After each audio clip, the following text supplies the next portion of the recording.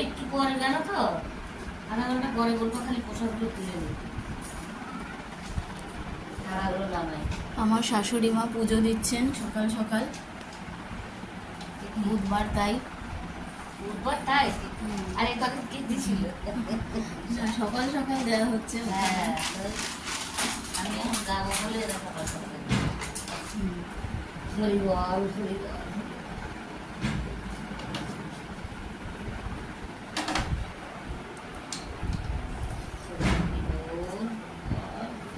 মা তারা সিংহাসনে সব ঠাকুর।